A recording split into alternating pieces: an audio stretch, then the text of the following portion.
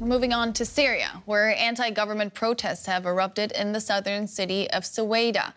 A protester and a policeman were killed by gunfire after demonstrators stormed the governor's building. More than 200 people gathered outside to protest against economic hardship and called for President Bashar Assad to step down.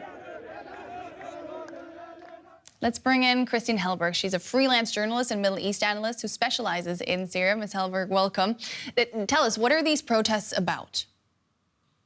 Well, they are about rising prices, power cuts, food shortages, fuel shortages, the electricity rationing that the regime has just put in place. So there is an economic decline for years in Syria. And this economic hardship obviously has severe impact on the daily life of the Syrians everywhere in the country. We have 90% of the people in Syria living below the poverty line. 12.4 million don't have enough to eat. They very much rely on the food baskets and other humanitarian aid that is being provided by the United Nations, financed basically by Western countries like the US and Germany and the EU. So people are angry, they are hopeless, they are desperate. And in Sweida, it seems that they have the courage to bring this anger to the streets.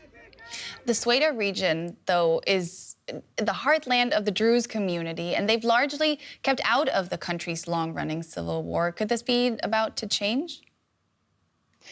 Well, there has been some local protests before in Sweida. They are very rare in other places of Syria. But in Sweida, we have a special situation because the religious minority of the Druze has managed with difficulty to stay neutral throughout the years of the war in Syria. The province has always been under regime control, but the regime has conceded some influence to the local Druze leadership, the political and the religious leaderships. So these people managed to balance a little bit the position. The Druze community, for example, has its own militias in Sweida. So the young men from Sweida can avoid being conscripted to Assad's army and join their own militias to be able to defend their hometown and their historical homeland. So this gives them the courage to confront the regime, which is less powerful in Sweida than in other places in Syria, for example, Damascus or Homs or Aleppo.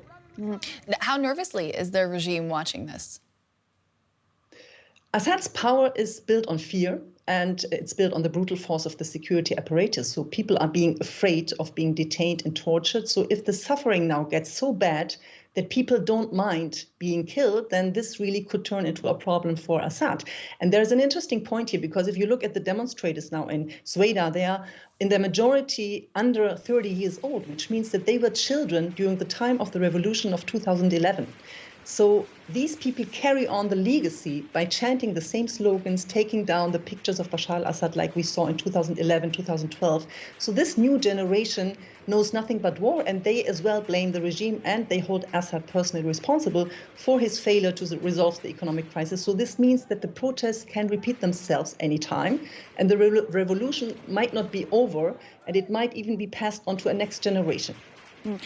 Do you think we'll see these protests spread? It could happen in other parts of the south, especially. As I said, the regime's grip on power is very strong in Damascus. It's very strong in the coastal region, in Aleppo, in Homs. So the fear is still too big for people to rise in large numbers, but we see that the suffering is really getting people becoming very frustrated. And I mean, the presidential couple itself concentrated the economic power in its own hands, which means that they even alienated some people of the business within the business elite.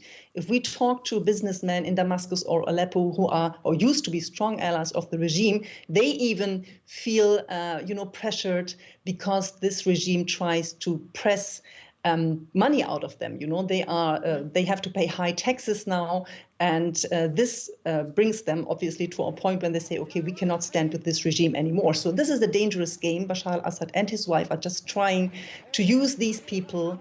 They have cut ties even within their own family, so they very much concentrated the power to their own very inner circle themselves, the presidential couple. And this could be dangerous because they are really losing a lot of people who kept them in power over the last 12 years. Journalist Christine Hellberg, pleasure speaking to you tonight. Thank you.